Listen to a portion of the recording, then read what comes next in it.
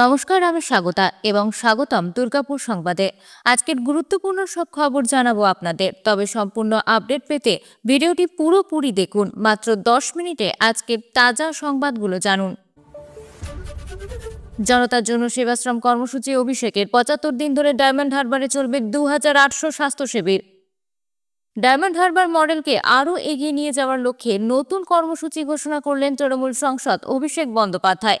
সেবাশ্রম নামক এই কর্মসূচি আগামী 75 দিন ধরে ডায়মন্ড হারবারের 7টি বিধানসভা এলাকায় 2800টি স্বাস্থ্য শিবির আয়োজন করবে।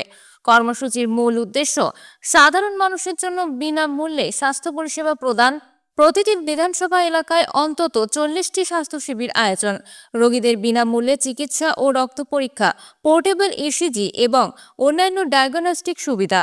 12টি হাসপাতালের সমন্বয়ে সংকটজনক রোগীদের জরুরি চিকিৎসা ব্যবস্থা।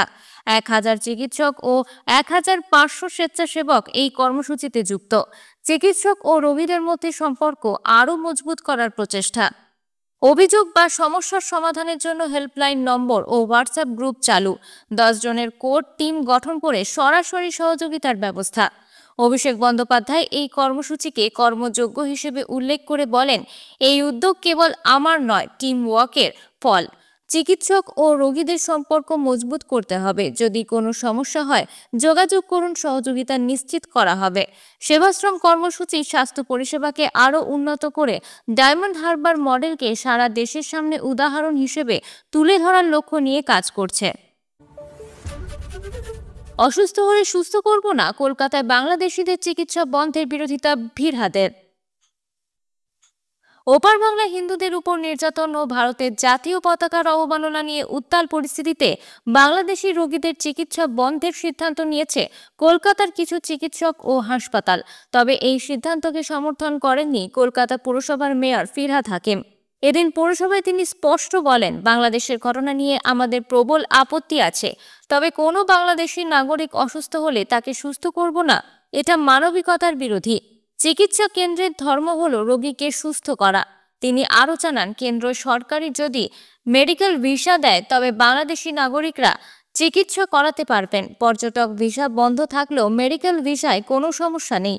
বাংলাদেশে হিন্দু নির্যাতন এবং বিইউইটি-তে জাতীয় পতাকা অবমাননার প্রতিবাদে চিকিৎসক ইন্দ্রনীল সাহা সোশ্যাল মিডিয়ায় বাংলাদেশি রোগীদের চিকিৎসা বন্ধের সিদ্ধান্তের কথা জানান। মানিকতলার জে.এন. রায় হাসপাতালও একই সিদ্ধান্ত নেয়। এই ঘটনাগুলি নিয়ে বিতর্ক তৈরি হয়েছে, বিশেষত মানবিকতার প্রশ্নে।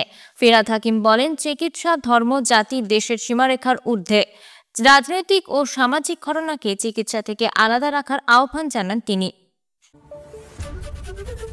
প্রিয় দর্শকবৃন্দ, আপনারা যারা আমাদের দুর্গাপুর সংবাদ চ্যানেলটি দেখছেন, দয়া করে ভিডিওটি লাইক করুন এবং কমেন্টে আপনার জেলার নাম শেয়ার করুন। আপনি কী ধরনের খবর শুনতে চান তাও জানিয়ে দিন। আপনার ভালোবাসা আমাদের শক্তি, তাই আমাদের সাপোর্ট করতে ভুলবেন না। ধন্যবাদ। দল যাদের দায়িত্ব দিয়েছে যোগ্যতা প্রমাণের দায়িত্ব তাদের। মমতার সিদ্ধান্তই চূড়ান্ত, জানালেন অভিষেক। উপনির্বাচনে তৃণমূলের জয়ের পর রণকৌশল বদলেছেন দলনেত্রী মমতা বন্দ্যোপাধ্যায়। কালীঘাটে তৃণমূলের জাতীয় কর্মসমিতির বৈঠকে একগুচ্ছ নতুন মুখ এবং তাদের নতুন দায়িত্বের কথা ঘোষণা করেছেন মুখ্যমন্ত্রী। তৃণমূলের সর্বভারতীয় সাধারণ সম্পাদক অভিষেক বন্দ্যোপাধ্যায়, তিনি এবার থেকে গুরুর দায়িত্ব পালন করবেন দিল্লির মুখপাত্র হিসেবে। অর্থাৎ নয়া দিল্লিতে যা যা ঘটবে তার প্রেক্ষিতে দলের অবস্থান বা প্রতিক্রিয়া জানাবেন তিনি। নতুন দায়িত্ব পেয়ে কি বললেন অভিষেক? শনিবার আমতলায় সেবাশ্রয় কর্মসূচি উদ্বোধন করতে এসে কর্মসমিতির নয়া কাঠামো নিয়ে মুখ খুললেন অভিষেক। তিনি বললেন, দল ও নেত্রীর সিদ্ধান্ত শিরোধার্য। আমি আমার কাজ করেছি, রেজাল্ট দেখে আমি পাঠিয়েছি, দল সিদ্ধান্ত নেবে কবে করবে। অভিষেক আরও বলেন, দল যাদের দায়িত্ব দিয়েছে যোগ্যতা প্রমাণের দায়িত্ব তাদের। মমতার সিদ্ধান্তই চূড়ান্ত, জানালেন অভিষেক। দল শৃঙ্খলা রক্ষা কমিটি করেছে, দল নানা দায়িত্ব দিয়েছে নানা জনকে। সেই দায়িত্ব আগামী দিনে তাদের প্রমাণ করতে হবে তারা কতটা পটু। আমাকে যখন যা দায়িত্ব দেওয়া হয়েছে আমি তা পালন করেছি, দলের সিদ্ধান্ত আমার কাছে শিরোধার্য। নাবালিকাকে বাড়িতে ডেকে একই করল অ্যাম্বুলেন্স চালক, ভয়ঙ্কর অভিযোগ, গ্রেপ্তার। এক নাবালিকাকে যৌন হয়রানি ও হুমকির অভিযোগ উঠল অ্যাম্বুলেন্স চালকের বিরুদ্ধে। নাবালিকা শ্লীলতাহানি করে তাকে হুমকি দেওয়া হয়েছে বলে অভিযোগ। সেই অ্যাম্বুলেন্স চালককে গ্রেপ্তার করা হয়েছে। ঘটনাটি ঘটেছে নদিয়ার কল্যাণী পৌরসভার 10 নম্বর ওয়ার্ডে। অভিযুক্ত অ্যাম্বুলেন্স চালকের নাম রঘু সরকার। অভিযোগ, 22 নভেম্বর শুক্রবার সন্ধ্যায় নাবালিকাকে পাশের একটি বাড়িতে ডেকে নিয়ে যায় রঘু। সেখানেই ওই নাবালিকার শ্লীলতাহানি করা হয় বলে অভিযোগ এবং মুখ বন্ধ রাখার জন্য নাবালিকাকে কিছু টাকা দেওয়া হয় বলেও অভিযোগ। এমনকি বিষয়টি কাউকে জানালে প্রাণে মারারও হুমকি দেওয়া হয়েছিল, এমনই জানায় নাবালিকা। যদিও অভিযুক্ত পুরো বিষয়টি অস্বীকার করেছে রঘু। এরপর নাবালিকার পরিবার কল্যাণী থানায় অভিযোগ দায়ের করেন। পরিবারের অভিযোগের ভিত্তিতে গ্রেপ্তার করা হয় অভিযুক্ত রঘুকে। পুলিশ বিষয়টি তদন্ত করে দেখছে। নারী সুরক্ষার জন্য বানানো অপরাজিতা বিল এখনো আইন হলো না। কেন্দ্রীয় তৎপরতার দাবিতে রাজপথে তৃণমূল। অবিলম্বে যাতে এই বিল আইনে রূপান্তরিত হয়, শনিবার সেই দাবিতেই পথে নামলেন তৃণমূলের মহিলা মোর্চার সদস্যরা। জানা যাচ্ছে, এদিন এই ইস্যুতে উত্তর কলকাতার শ্যামবাজার থেকে হেদুয়া পর্যন্ত মিছিল করলেন মহিলা নেতা কর্মীরা, যার নেতৃত্বে ছিল রাজ্যের মন্ত্রী ডাক্তার শশী পাঁজা। তিনি এদিন বলেন, অপরাজিতা বিল বানানোই হয়েছিল নারী ও শিশু সুরক্ষার জন্য। মুখ্যমন্ত্রী মমতা বন্দ্যোপাধ্যায় সেই সেপ্টেম্বর মাসেই বিলটি বিধানসভায় পাশ করিয়ে দিয়েছিলেন। শশী পাঁজা আরও বলেন যে এই বিলটি পাশ করালেই তো হবে না, এটাকে আইনে পরিণত করতে হবে। নারী সুরক্ষার জন্য এই বিল অত্যন্ত জরুরি। তাহলে কেন কেন্দ্রীয় সরকার এই বিলটি ঝুলিয়ে রেখেছে? এটা অবিলম্বে পাশ করানো উচিত। মুখ্যমন্ত্রী মমতা বন্দ্যোপাধ্যায় বলেছেন যে আগামী দিনেও যদি এই বিল পাশ না হয়, তাহলে তৃণমূলের একটি প্রতিনিধি দল দিল্লিতে পাঠাবেন এবং আরও বৃহত্তরভাবে আন্দোলন হবে। দিল্লিতে কেজরিওয়ালের উপর অতর্কিতে হামলা, আটক হামলাকারী। শনিবার দিল্লির গ্রেটার কৈলাস এলাকায় পদযাত্রা চলাকালীন অরবিন্দ কেজরিওয়ালের দিকে তরল জাতীয় পদার্থ ছুড়ে মারেন এক ব্যক্তি। নিরাপত্তা কর্মীরা অভিযুক্তকে সঙ্গে সঙ্গে আটক করে পুলিশের হাতে তুলে দেয়। এই ঘটনায় অরবিন্দ কেজরিওয়াল জখম হয়নি। তবে ভিডিওতে দেখা যায়, হামলার পর কেজরিওয়ালের সমর্থকরা অভিযুক্তকে ধরে মারধর করেন। এখনো পর্যন্ত জানা যায়নি কী ধরনের তরল পদার্থ ব্যবহার করা হয়েছিল। দিল্লির মন্ত্রী সৌরভ ভরদ্বাজ বলেছেন, দিল্লিতে গোলাগুলির মতো ঘটনা বাড়ছে। প্রাক্তন মুখ্যমন্ত্রী যদি সুরক্ষিত না থাকেন, সাধারণ মানুষ কোথায় নিরাপদ হবে? বিজেপি নেতাদের উপর কখনো এমন হামলা হয় না, যা আশ্চর্যের বিষয়। এই ঘটনা নিয়ে তদন্ত শুরু হয়েছে। রবিবারও দক্ষিণবঙ্গের 3 জেলায় বৃষ্টিপাতের পূর্বাভাস। আগামী সপ্তাহ থেকে তাপমাত্রার ছন্দপতন। আলিপুর আবহাওয়া দপ্তরের পূর্বাঞ্চলের অধিকর্তা সোমনাথ দত্ত জানিয়েছেন, আগামী 6 ডিসেম্বর পর্যন্ত রাজ্যে উল্লেখযোগ্য তাপমাত্রা পতনের সম্ভাবনা নেই। কোথাও কোথাও 1 থেকে 2 ডিগ্রি তাপমাত্রা কমতে পারে, তবে বড় পরিবর্তন নেই। আজ দক্ষিণবঙ্গে আকাশ মেঘলা রয়েছে। পূর্ব ও পশ্চিম মেদিনীপুর, হাওড়া, হুগলি, কলকাতা, উত্তর ও দক্ষিণ 24 পরগনা, পশ্চিম বর্ধমান এবং নদিয়ায় হালকা থেকে মাঝারি বৃষ্টির সম্ভাবনা রয়েছে। রবিবারও পূর্ব ও পশ্চিম মেদিনীপুর এবং দক্ষিণ 24 পরগনায় হালকা বৃষ্টি হতে পারে। আবহাওয়া দপ্তর জানিয়েছে, শনিবার সর্বনিম্ন তাপমাত্রা ছিল 23 ডিগ্রি এবং সর্বোচ্চ 26 ডিগ্রি সেলসিয়াস। রবিবার সর্বনিম্ন তাপমাত্রা 21 ডিগ্রিতে নামতে পারে, তবে উল্লেখযোগ্য শীত এখনও আসেনি। আগামী সপ্তাহে শীত পড়ার ইঙ্গিত উপগ্রহ চিত্র বলছে। বুধবার থেকে তাপমাত্রা ধীরে ধীরে কমবে এবং শনিবার সর্বনিম্ন তাপমাত্রা 16 ডিগ্রিতে নামতে পারে। ডিসেম্বরের দ্বিতীয় সপ্তাহ থেকেই বঙ্গে শীতের অনুভূতি বাড়বে। রংপুরে ভয়াবহ বাস দুর্ঘটনায় মৃতের সংখ্যা বেড়ে 6, আহত 15। শিলিগুড়ি থেকে গ্যাংটক যাওয়ার পথে রংপুর কাছে সেতু ভেঙে খাদে পড়ে যায় যাত্রীবাহী বাস, আর তাতেই এখনো পর্যন্ত মৃতের সংখ্যা বেড়ে হলো 6। আহত হয়েছেন কমপক্ষে 15 জন। আহতদের উদ্ধার করে সিকিমের বিভিন্ন হাসপাতালে নিয়ে যাওয়া হয়েছে। শনিবার এই ভয়াবহ দুর্ঘটনা প্রসঙ্গে কালিম্পং জেলা পুলিশ সুপার শ্রীহরি পাণ্ডে বলেন, আমাদের প্রথম কাজ ছিল যাত্রীদের উদ্ধার করা, সেটা আমরা করেছি। তবে এখনো পর্যন্ত 6 জনের মৃত্যু হয়েছে। 15 জনের উপরে যারা আহত হয়েছেন তাদের সিকিমের একাধিক হাসপাতালে স্থানান্তরিত করা হয়েছে। তাদের মধ্যে বেশ কয়েকজনের অবস্থা আশঙ্কাজনক। গোটা ঘটনার তদন্ত করছে পুলিশ।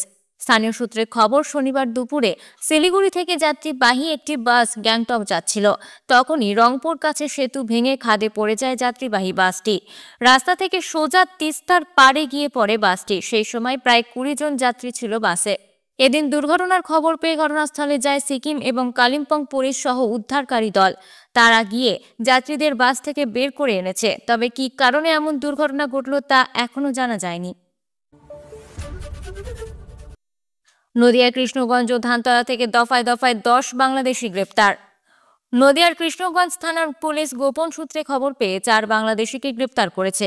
গত বৃহস্পতিবার বৈধ পাসপোর্ট এবং ভিসা ছাড়াই এক মহিলা সহ 3 জন বাংলাদেশি কৃষ্ণগঞ্জ সীমান্ত পেরিয়ে বেআইনিভাবে ভারতে প্রবেশ করেন। দুদিন ধরে তারা একটি বাড়িতে লুকিয়েছিলেন। শুক্রবার রাতে পুলিশের একটি সাদা পোশাকের টিম এবং 8টি ভ্যানের সহায়তায় কৃষ্ণগঞ্জের ধরমপুর খালপাড়া এলাকায় অভিযান চালিয়ে তাদের গ্রেপ্তার করা হয়। শনিবার ধৃতদের কৃষ্ণনগর আদালতে পাঠানো হয়েছে। অন্যদিকে ধানতলা থানার পুলিশও বিশেষ সূত্রে খবর পেয়ে ধানতলার কালীবামনি এলাকায় অভিযান চালিয়ে 3 বাংলাদেশি সহ 6 জনকে গ্রেপ্তার করে। তাদের শনিবার রানাঘাট আদালতে পেশ করা হয়। পুলিশ জানিয়েছে কী কারণে তারা সীমান্ত পেরিয়ে ভারতে প্রবেশ করেছে তা খতিয়ে দেখা হচ্ছে। বারুইপুরে নেশামুক্তি কেন্দ্রে যুবককে পিটিয়ে মারার অভিযোগ, সেন্টারে ভাঙচুর পরিবারের। নেশামুক্তি কেন্দ্রে যুবককে পিটিয়ে মারার অভিযোগ উঠল। ঘটনাটি বারুইপুরের।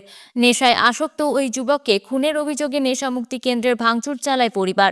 পরে বারুইপুর থানার পুলিশ এসে পরিস্থিতি আয়ত্তে আনে। জানা যাচ্ছে ওই কেন্দ্রের মালিক পালিয়েছেন। পুলিশের তরফে জানা যাচ্ছে দক্ষিণ গড়িয়া এলাকার বাসিন্দা সৌরভ মণ্ডল বছর দেড়েক আগে নেশামুক্তি কেন্দ্রে ভর্তি হন। তারপর থেকে সেখানেই থাকছিলেন। শুক্রবার সকালে সৌরভের শারীরিক অবস্থা খারাপ হতে শুরু করে। সন্ধে নাগাদ হাসপাতালে ভর্তি করা হলে সেখানেই তার মৃত্যু হয়। মৃত যুবকের পরিবারের অভিযোগ, মারধর করে তাকে মেরে ফেলা হয়েছে। এরপরই খেপে গিয়ে রাত 9:30 নাগাদ সেন্টারে ভাঙচুর চালান তারা। বারুইপুর হাসপাতালের পাশে প্রায় 1 দশক ধরে ওই নেশামুক্তি কেন্দ্র চলছে। স্থানীয়দের অভিযোগ, হামেশাই সেখানে ভর্তি হওয়া নেশায় আসক্তদের মারধর করা হয়। সৌরভও ছাড় পাননি। পরে তাকে হাসপাতালে ভর্তি করা হলে যেই দেখা যায় অবস্থা খারাপ, তখনই সৌরভকে সেখানে ফেলে রেখে পালিয়ে যান সেন্টারের কর্মীরা। ইতিমধ্যেই পুলিশ তদন্ত শুরু করে পলাতক মালিকের খোঁজ শুরু করেছে। বাঘাযতীন পার্কে শুরু হলো 14তম শিলিগুড়ি মহকুমা বইমেলা। শনিবার থেকে বাঘাযতীন পার্কে শুরু হয়েছে 14তম শিলিগুড়ি মহকুমা বইমেলা। এবছরের থিম ভাষা দিয়ে সম্প্রীতি গড়ব। মেলার উদ্বোধন করেন জনশিক্ষা প্রসার ও গ্রন্থাগার পরিষেবা দপ্তরের মন্ত্রী সিদ্দিকুল্লাহ চৌধুরী। চলতি বছর বইমেলায় 60টি স্টল রয়েছে। 43টি প্রকাশনী এবং লিটল ম্যাগাজিনের স্টল অংশ নিয়েছে। বইমেলা চলবে 6 ডিসেম্বর পর্যন্ত, প্রতিদিন দুপুর 1টা থেকে রাত 8টা পর্যন্ত। মন্ত্রী সিদ্দিকুল্লাহ চৌধুরী জানান, গত বছর রাজ্যে 1780টি বুক স্টল থেকে প্রায় 10 কোটি টাকার বই বিক্রি হয়েছে। সাহিত্যিক দেবারতী মুখোপাধ্যায় পাঠকের কম উপস্থিতি নিয়ে হতাশা প্রকাশ করেন। মেলায় সব বয়সের পাঠকদের আসার আহ্বান জানান মহকুমা শাসক অবোধ সিংহল এবং মেয়র গৌতম দেব। উদ্বোধনের দিন পাঠকের সংখ্যা কম হলেও আয়োজকরা আশাবাদী আগামী দিনগুলোতে বইপ্রেমীদের ভিড় অনেকটাই বাড়বে। পাঠকদের জন্য বিভিন্ন স্বাদের বই এবং লিটল ম্যাগাজিন মেলায় বিশেষ আকর্ষণ হয়ে উঠবে বলে মনে করছেন উদ্যোক্তারা। এই ছিল আজকের গুরুত্বপূর্ণ সংবাদ। আরও আপডেটের জন্য আমাদের চ্যানেলটি সাবস্ক্রাইব করুন এবং আগামী দিনে আরও বিস্তারিত খবর জানতে আমাদের সঙ্গে থাকুন। ধন্যবাদ। পরবর্তী আপডেটে আবার দেখা হবে।